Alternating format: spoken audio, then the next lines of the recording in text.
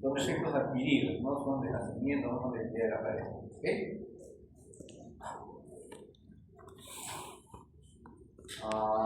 Ya, esto para entender más o menos lo que es la simulación, ¿no? La pared abdominal, como decíamos, es una estructura que es como una faja, como un cuello, ¿no? ¿Ya? Tiene la columna vertebral hacia adelante y se junta en el recto anterior, ¿cierto? Teóricamente eso debe estar totalmente sellado, cerrado, ¿no? ¿Qué hace la pared muscular? La presión, toda esta pared. ¿Para qué nos sirve? La pared abdominal ya en general. ¿Para qué sirve? Para contener los intestinos, ya. Todos los órganos, hígado, intestino, vaso, estómago, para que no se desparramen. ¿Cierto? Ya, está cerrado. ¿Qué más? ¿Qué más hace la pared muscular? Regula la presión intraabdominal. Ya, está bien. Ya, ¿qué más?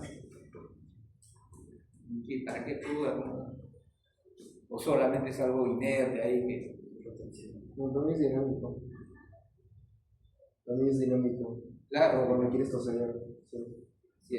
Cuando uno tose, contrae toda la pared abdominal, ¿no? Cuando uno hace deposiciones y está tendencia al estreñimiento igual, contrae la pared abdominal. Entonces, tiene toda una fisiología. ¿Okay? Cuando uno respira, hay un balance entre la presión intraabdominal y la presión inductora, ¿no es cierto? Si se rompe ese balance, vamos a entrar en insuficiencia respiratoria. ¿Ok? ¿Ya? Y la pared abdominal se va a acomodar. Ustedes han visto esos pacientes que tienen así, que tienen un abdomen bien, ¿entendido? O en el embarazo, ¿no? En el embarazo crece el útero, no es que la pared esté fija ahí, no firme, se acomoda, se va acomodando, ¿no es cierto? Parece la pared. Cuando llegue el momento del parto, la pared abdominal se va a contraer y va a empujar al producto, ¿no es cierto? Va a empujar. ¿Ok? Entonces no es algo estático, tiene toda una fisiología, como mencionamos. ¿Ya? Igual las evitaciones no son tan recientes, ¿no? Actúa como una caja protectora, ¿no? Porque va a proteger a los órganos intraabdominales, va a soportar las presiones internas, ¿no? Hemos dicho cuando en el embarazo o pacientes con ascitis, por ejemplo, ¿no? ¿Ya? Normalmente es una estructura totalmente cerrada, excepto en las zonas que hemos mencionado, el ombligo y la región inguinal, que tiene zonas débiles, ¿ya? Pero normalmente es todo cerrado para contener justamente las vísceras, ¿no? Y cuando se produce una lesión en la pared abdominal, lo lógico es que esa lesión se cierre totalmente y inmediatamente quede totalmente cerrado, ¿no es cierto? Íntegro. Pero en este proceso de cicatrización a veces no es completo, hay defectos. Entonces, en esa cicatrización que es imperfecta se va a formar una eventación, un defecto de pared. Entonces decimos que es un defecto adquirido, ¿no es cierto? ¿Ya? La eventación moderna incisional, como también se le llama, ¿no? Ocurre después que se ha abierto el abdomen, generalmente por una cirugía, ¿cierto? Por un procedimiento terapéutico. ¿Ya? Hay varios factores de riesgo, casi parecidos a lo que hemos mencionado cuando hablamos de hernia, ¿no? Es una de las complicaciones más frecuentes y con una alta tasa de morbilidad, porque un defecto de pared te va a llevar a una eventación que te va a alterar todo el modo de vida, el modo de trabajo, etc. ¿Ya? La mayoría de eventaciones van a aparecer en el primer año, pero se habla de unas eventaciones que aparecen precocemente después del primer mes, ¿no? En general, la mayoría son después del primer año. Pueden formarse a partir del primer mes, pero se manifiestan a partir del primer año, ¿no?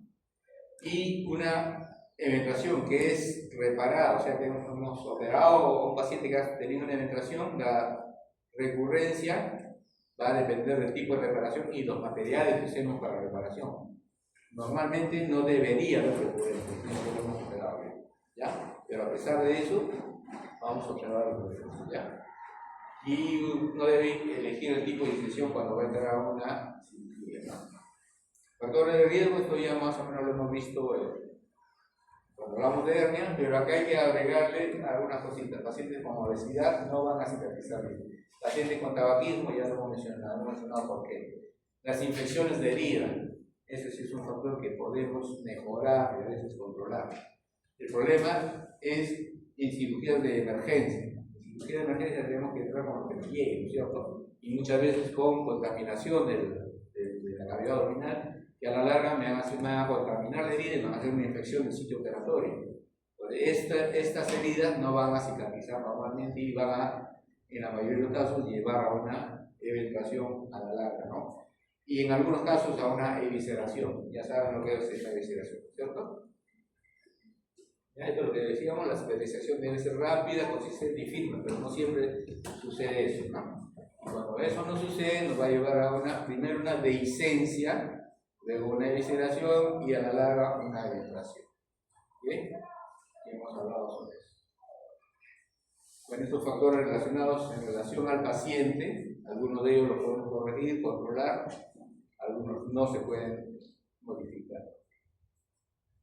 Factores relacionados con la técnica, ¿no? Incisiones grandes van a tener mayor predisposición a formar eventuaciones. Cuando yo manejo los bordes con electrocauterio, por ejemplo, ¿no? Estoy quemando los tejidos y esas zonas que quedan con quemadura no van a cicatrizar bien, por eso muchos prefieren hacer las incisiones en frío, ¿no? Con el bisturí. Ahora, por el hecho de tratar de controlar el sangrado, usamos el electrobisturí, ¿no? Pero el riesgo es eso, que me lleve a eventuación. ¿Okay? ¿Ya? El electrobisturí por eso mayor presión. No debemos hacer disecciones extensas, ¿no? A veces algunos quieren disecar todos los tejidos plano por plano para poder cerrar con tranquilidad, no es muy implicado. ¿Okay? El tipo de incisión, se dice que las incisiones verticales son más eventrógenas que las transversales, ¿ya? Pero en general cuando hacemos una laparotomía nosotros entramos por línea media, ¿no? Porque tenemos mayor acceso a la cavidad y porque nos permite explorar mejor la cavidad. ¿Sí? El tipo de cierre, ¿no? ¿Han entrado la laparotomía? ¿Se han entrado una laparotomía? Ya hace una semana. ¿Alguna laparotomía? Bueno, en emergencia.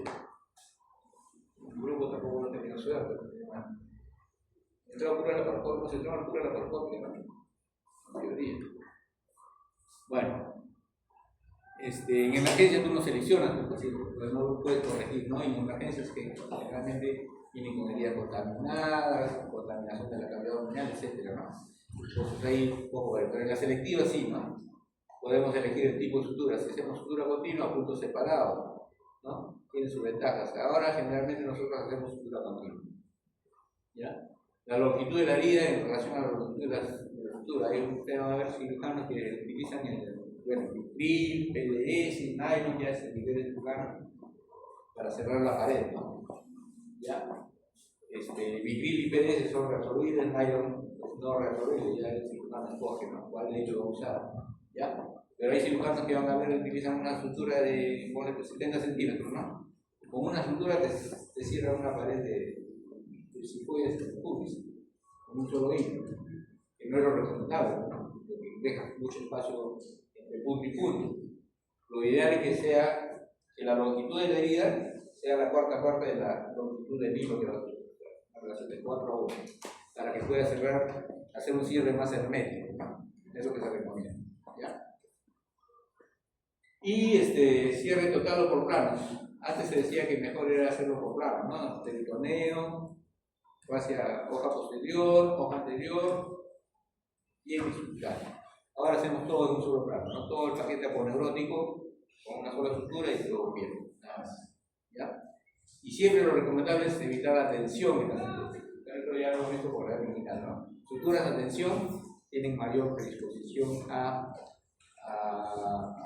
licencia, ¿no? Doctor, relaciona ya con el postoperatorio, la infección de la herida que ya hemos mencionado, pacientes que van a ser nuevamente operados, ese tejido ya queda débil y la posibilidad de que tengan infección es mayor. El livio, cuando manipulamos pacientes con peritonitis por apendicitis o cualquier otra peritonitis, tenemos que lavar todas las asas intestinales, ¿no es cierto? Entonces ahí manipulamos los intestinos y el paciente en el postoperatorio va a hacer un livio. O sea, el intestino se va a extender por falta de función, ¿no? Entonces eso va a hacer mayor presión intraabdominal y me va a poner mayor tensión a nivel de la sutura. Entonces hay que tratar de evitar eso, ¿no? Corregir el potasio, ¿no? Siempre que hablen de hilo, relacionarlo con el dosaje de potasio, ¿no? Dar proquinético, por ejemplo, para estimular el peristaltismo, ¿no? Y romper el hilo, ¿no? Esto a veces es difícil. Generalmente hay pacientes de los cuales se hace bastante lavado intraabdominal o se manipula bastante las asas. Movilización rápida, a veces lo operamos al paciente en una laparotomía y el día siguiente le estamos pidiendo que camine. En algunos casos es recomendable, ¿no? Para evitar las complicaciones respiratorias, por ejemplo. Pero en cuanto a la herida, el hecho de levantarse, empujar, hace que haya tensión en la sutura y eso puede condicionar una irritación. ¿Okay? Bueno, esta es mi bibliografía para que lo revisen, ¿no? ¿Ya? Un 0.24 a 5.8 después de una laparotomía me va a hacer una evisceración. Ya el porcentaje es bajo, ¿no? Estamos hablando de evisceración, ¿no? De esos pacientes que se operan y al día siguiente, a los 2 días, la herida se les está abriendo. ¿Ya? En cambio, de los posoperados, un 10 a 12% va a ser evisceración. ¿Ya? Y está la diferencia en cuanto a las incisiones transversas, oblicuas y más frecuentes son en niña media. ¿Okay? Y 80% aparecen después del primer año. Eso para que entiendan lo que es una evisceración. Un paciente se ha operado, normalmente cerramos todo esto, ¿no? Tiene subcutáneo y plano musculoconeurótico. Pero por algún motivo las suturas van cediendo y la herida operatoria se abre. Cuando se abre y expone el intestino, estamos hablando de una evisceración de primer grado. Se expone el intestino, pero no protruye a través del defecto. En cambio, la de segundo grado, ya el asa intestinal está protruyendo, se ve el borde antimesentérico protruye a través del defecto. Y en el grado 3 ya sale todo, con todo el mesentérico, ¿no? Protruye acá. Es la diferencia de evisceración. Entonces, en el primer caso, podemos darle manejo expectante, cubrir la herida, proteger la herida, mientras que el intestino no esté protruido. Pero a partir del segundo caso ya hay que reparar ese defecto porque en cualquier momento se va a salir todo el contenido. ¿Ok? Eso es evisceración, no es evisceración porque ¿ya? Lo mismo en relación a hernia, factores biológicos, ¿no? Metabolismo del colágeno en primer lugar, todo lo que hace dentro, retarda la degradación. La clasificación, igual, ¿no? Según el momento en que se produzca la penetración, puede ser agudas, inmediatas, que son bien raras, ¿no? Dentro de los primeros 30 días del postoperatorio. La mayoría son después del primer año, incluso pueden aparecer después de 25 o 30 años. Ya, no es que tampoco después del primer año sea exclusivo, ¿no? Según el tamaño, algunos clasifican pequeñas, medianas, grandes o monstruosas, ¿no? Pequeñas hasta 4 centímetros, medianas entre 4 y 7, grandes más de 7 centímetros y las monstruosas ya que son las por encima de 15 centímetros, todo el contenido está afuera, ¿no? Y como hablamos de fisiología de la pared muscular, algunas alteraciones que se van a producir cuando se rompe esta pared, ¿no? Se modifica la función de los músculos, se pierde los puntos de inserción y acomodación de la longitud.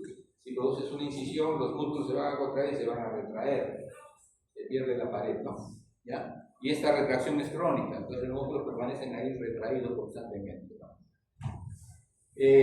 Como ya el contenido abdominal no puede ser contenido por la pared, ¿no? Sale hacia afuera y hablamos de la pérdida de domicilio. O sea, el contenido del abdomen busca una nueva cavidad, por así llamarlo, ¿no? A la larga se produce atrofia y a veces denervación de los músculos, ¿ya? Y se pierde el balance que decíamos entre la presión intraabdominal con la presión del tórax, ¿no? De tal manera que el diafragma pierde esa sincronización al momento de respirar, ¿no? Hay una sincronía entre los movimientos del diafragma en relación a la presión abdominal y la presión del tórax.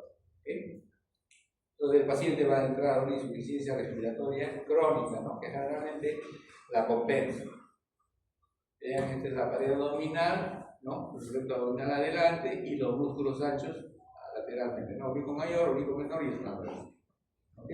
Todo esto debería ser una estructura totalmente cerrada, en fuerza, ¿no? Pero cuando se produce una penetración, se pierde ese cierre y parte del contenido va a salir hacia el exterior y va a provocar esto, ¿no? O sea, el diafragma pierde su función, las vísceras salen hacia afuera, pierden su domicilio, de tal manera que cuando queramos reparar el defecto, regresar esas vísceras a su cavidad original va a ser imposible, ¿no? Ya perdieron el domicilio, ya no pueden entrar ahí, tienen que hacer otras maniobras, ¿no? Que vamos a ver más adelante. ¿Ya? Esa es la clasificación europea en cuanto a defectos de pared anterolateral, ¿no? Tienen M1, M2, M3, M4 y M5 de acuerdo al nivel en relación al ombligo, ¿no? Las laterales L1, L2, L3 y las posteriores, ¿no? L4. ¿Ya?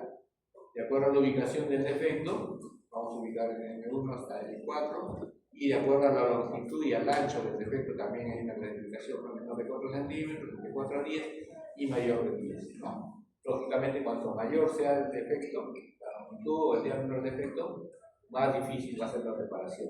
¿Okay? Acá tenemos un ejemplo de una penetración M. ¿Qué M será esto? M3 y uno será para M4. Y es ya una mecha de medianas con laterales, ¿no? Es una pegante que es una lateral. ¿Ya? En las penetraciones hay que medir el ancho y la longitud, porque de acuerdo a eso va a depender el tratamiento. ¿Ok? Vean, esta es una penetración lateral, pero no lateral en realidad porque no ha sido una laparotomía, sino que el defecto se ha lateralizado, ¿no? ¿Ya? Y el diagnóstico en realidad es simple, no es que la hernia inguinal, ¿no? Es un tremendo bulto que se protruye a través de la pared abdominal, ¿ya?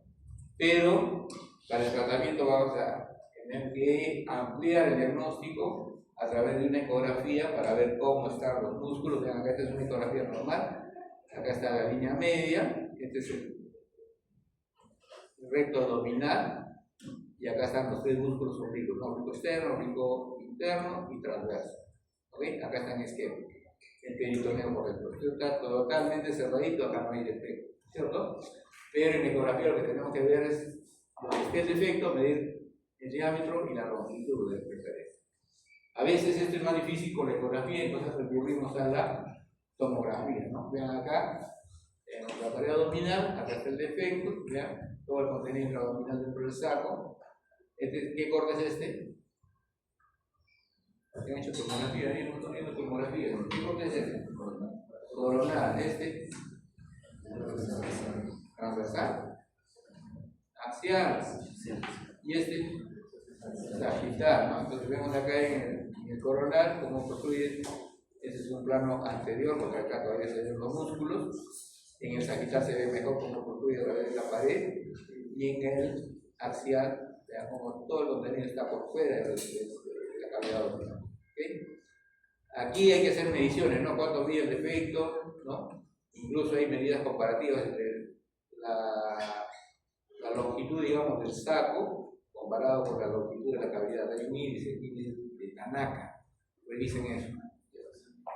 Eso en relación para ver si esta hernia va a poder ser manejada solamente con los tejidos, o bien necesitar malla, o de repente agregar otro procedimiento que vamos a ver más adelante.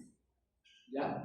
Igual, en material protésico tenemos que usar mallas. En general, estos pacientes van a requerir un refuerzo, ¿no? Estas son las mallas. Hay mallas de diferente calidad, tipo, ¿no? De acuerdo al gramaje, ¿ya? Hay mallas de alta densidad que son más pesadas, y hay las bien ligeras, ¿no? Que son bien livianas, ¿no? Va a depender de lo que uno quiera preparar. ¿Dónde colocamos la malla? Si es en la pared abdominal, podemos colocarla acá dentro de la cavidad, detrás del peritoneo, detrás del espacio muscular o retromuscular, o por encima de la aponeurosis, ¿no? Entonces vamos a hablar de colocaciones on-line, así le llaman, on-line, in-line, que son las que están intraperitoneales y retromusculares, y las sub-line, que están en cavidad dentro del abdomen. Ahora, las mallas de polipropileno son mallas sintéticas. ¿Alguien ha visto una malla de polipropileno? No, es como una lija, es una red, pero si tú la tocas, es áspera. Entonces, si colocamos esa malla aquí a este nivel, dentro de la cavidad, lo que va a hacer es el intestino se mueve, donde el intestino va a rozar la malla, y eso va a producir una lesión, ¿no? Y muchas veces produce perforación intestinal, por eso es que ya están contraindicadas también. Hay unas mallas especiales que son las biodegradables, donde doble contacto le llaman, ¿no? Donde una parte de la malla, una de las caras de la malla está la malla de polipropileno y está cubierta por una gelatina, que es de tiquil o otro tipo de gelatina, que va a proteger justamente el roce, ¿no? Pero en general tiene muchas complicaciones. Nosotros ya no lo usamos, ¿no? Las intraabdominales no usamos, usamos solamente las retroperitoneales, retromusculares o supraponeuronales. ¿Ya? Entonces, de acuerdo a dónde ubiquemos la malla, van a ser online, o subline. ¿Ok? Igual lo mismo. Ahora, ¿qué tanto de malla vamos a poner? Si supongamos este defecto, unimos solamente los bordes del defecto y colocamos la malla ahí, teóricamente debería ser suficiente. Pero esa malla se retrae, se dice que hasta un 20% se puede retraer en un año. ¿Ya? Entonces, con la retracción lo que va a pasar es esto, ¿no? Se va a retraer y uno de los bordes va a quedar abierto nuevamente y va a recidivar. Entonces, la idea siempre es colocar una malla, pero que sobresalga por fuera de los bordes. Mínimo se dice que son 3 centímetros. De preferencia 5 centímetros mínimo, ¿ya? Por fuera del defecto, ¿ya? Para que si se retrae todavía me va a cubrir la pared, ¿no? ¿Sí? Algo sobre la ubicación de la malla, entre intraperitoneal, entre retromuscular y acá me han puesto la supraponeurótica, ¿no? ¿Ya? Solo como referencia. Vean estas ilustraciones, en general acá está la incisión, el paciente que ha sido operado, un corte acá, una T. ¿Han visto esa incisión? Generalmente lo hacen en una porotomía grande, compleja. ¿Ya? Entonces ha quedado con defectos, tremendos cortes, y ese es el defecto, ¿cierto? Entonces, ¿cómo corregir eso? Y hablamos de que con una eventación lo que va a pasar es que el músculo se retrae, ¿no? Se va a contraer y va a quedar retraído. Entonces, para cerrar este defecto, no vamos a poder jalar el músculo, no va a haber tela, mejor dicho, ¿cierto? Entonces tenemos que crear nueva tela, ¿ok? Y para eso una de las maniobras es usar el neumoperitoneal, ¿ya? Eso se usó inicialmente para tratar de ayudar al manejo de estos pacientes, ¿no? Porque como decíamos, estas vísceras pierden domicilio y cuando la queremos devolver a la cavidad me va a generar un problema de hipertensión intraabdominal que puede llevar al síndrome compartimental. Eso cuando vean peritonitis, tabarectomías van a entender eso, ¿no? ¿Ya? ¿Han visto? Han pasado por traumatología, ¿no es cierto? ¿Y a qué es el síndrome compartimental? ¿El aumento del volumen? No, es la presión más de 30 litros. ¿Dónde? En un compartimento. Un compartimento que normalmente es cerrado, ¿no? El músculo, por ejemplo, ¿no? Está bien cerrado por la aponeurosis.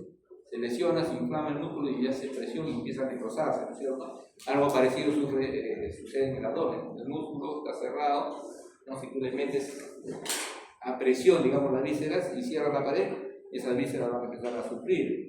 El riñón va a empezar a sufrir, los intestinos empiezan a sufrir. El paciente no va a poder respirar porque por la presión el diafragma no se va a movilizar, ¿no? Entonces, toda una serie de problemas con esto, ¿no? Entonces, no es tan fácil reparar esto, ¿no? Entonces, para favorecer en algo eso, lo que hacemos es, antes de operar, hacemos un neumoperitoneo terapéutico, en este caso, no es un neumoperitoneo de perforación intestinal, ¿no? ¿Ya? Entonces, hacemos un neumoperitoneo, colocamos un catéter aquí en la cavidad y insuflamos, dependiendo medio litro, un litro, dependiendo cómo tolere el paciente, y vamos dilatando, digamos, el espacio, dilatando, haciéndole un nuevo espacio, para que al momento de la cirugía las vísceras puedan regresar a su sitio. Pero no se ha visto que tenga mayor efecto, ¿no? Lo que sí nos ayuda el neumoperitoneo es para liberar las adherencias, porque estas vísceras que están pegadas a la pared se van a liberar y al momento de la cirugía es más fácil separar. ¿Okay? Y otro recurso es el uso de la toxina botulínica, ¿no? Esto sí lo manejan las mujeres, ¿no? A ver, pásale la voz. Deja chatear. Deja chatear. ¿Para qué utiliza la toxina botulínica? Lo que hace es hace que la acetilcolina no interaccione, no hay interacción. ¿Y ahí? La contracción del músculo, que es un músculo más que pierda su se vuelve más que esté contracturado, ¿Para que esté contracturado o para que se relaje? ¿Por qué se pone en fotos las mujeres? Claro. ¿Por qué se pusieron los arrugas? El músculo ya se va contrayendo y te jala la piel y se arruga, ¿no es cierto? Cuando te meten tus botox ahí, se relaja el músculo y pierde los arrugas, teóricamente. Algo parecido usamos acá, ¿no? Como el músculo está contraído acá, retraído por el defecto, lo que hacemos es colocar toxina botulínica a este nivel, ¿no? costados. Hay varios esquemas para colocarla, ¿no? Vamos a detallar eso. La idea es que esa toxina empiece a relajar los músculos anchos. Lo va relajando para darle más tela y poder cerrar el defecto. Vean acá, al inicio están colocando el botox, vean acá totalmente abierto. Miren acá cómo está el músculo bien grueso, contraído, ¿no? Acá ya está más delgado y acá miren ya está llegando hasta acá el músculo. ¿Ya? ¿Ya? Entonces acá ya tengo un poco más de tela para poder cerrar el defecto. ¿Okay? Eso es lo que hace la toxina botulínica. ¿Ya? Lógicamente no es que le aplique hoy día y al día siguiente lo opero, ¿no? Tiene que esperarse un lapso de tiempo para que la toxina haga efecto, ¿no? Se integren en los receptores y todo eso que ha mencionado. ¿Es cierto? ¿Ya? Entonces ya tengo un poco más de tela para poder cerrar el defecto. Pero a pesar de tener más tela, voy a tener que igual ponerle su malla como un refuerzo, ¿no? Como una prótesis. ¿Ok? Y otra forma de manejar, o otro recurso, mejor dicho, porque a veces se utilizan todos esos recursos para tratar de pagar el defecto, es la separación de componentes, ¿no? Y acá este es más complejo, este es más para residentes. ¿Ya? Se trata de liberar o individualizar todas estas estructuras, ¿no? Acá se hace, este es el recto anterior, el estuche, la hoja anterior del recto, la hoja posterior, y acá el oblicuo menor se divide en dos hojas, una anterior y otra posterior, que van a rodear o volver al recto. En cambio, el oblicuo mayor solamente manda sus dos hojas anterior y posterior que van a pasar por encima del recto, formando la hoja anterior. Entonces, la hoja anterior está formada por la aponeurostis del oblicuo mayor y la hoja anterior del oblicuo menor. Y la hoja posterior está formada por la hoja posterior del oblicuo menor y toda la hoja del transverso. Pero como decíamos, esta hoja anterior o esta hoja posterior, perdón, no llega hasta el pubis, ¿no? Se queda a nivel del arco de Douglas. De tal manera que por debajo del arco de Douglas, todas estas estructuras pasan por delante. Solamente hay hoja anterior. ¿Okay? Entonces, cuando hacemos separación de componentes, como su nombre dice, tenemos que ir separando estos componentes, ¿no? Esta es una separación anterior, donde hacemos una incisión a nivel de la inserción del oblicuo mayor, ¿no? O oblicuo externo, como quieran llamarlo, de tal manera que la contractura va cediendo y me da un poquito más de tela para acá, ¿no? Y en algunos casos hacemos la separación posterior. Lo vamos más profundamente y lo que vamos a separar va a ser la inserción del transverso abdominal. ¿Ya? Como les dije, esto es más complejo, es más para nivel de residentes, ¿no? Llegamos por la hoja posterior del recto, llegamos hasta la inserción del transverso, cortamos acá y esto igual nos da un poquito más de soltura para poder jalar el músculo, ¿no? Es muy complejo, manejo bien complicado, ¿no? De acá está en esquema y se ve bonito, ¿no? Pero en otra vez es mucho más complicado, ¿no? Pero para esto tienen que saber lo que es la anatomía, porque yo digo que no han llevado anatomía en esta vez, ¿ya? Porque tienen que saber por dónde salen los vasos, dónde está la inervación, para no lesionarlos y no producir denervación a la larga, ¿ya? ¿Ok? Entonces, con todos esos recursos, ven este paciente es una penetración plantaria con una ostomía de llama, entonces se trata de corregir esta delimitación. Vean, esto es al inicio, perfil de frente, de costado, y cómo queda después de la reparación, ¿no? ¿Ya? Entonces se ha logrado poder reparar el defecto. ¿Ya? ¿Ok? Bueno, preguntas. ¿Hay preguntas?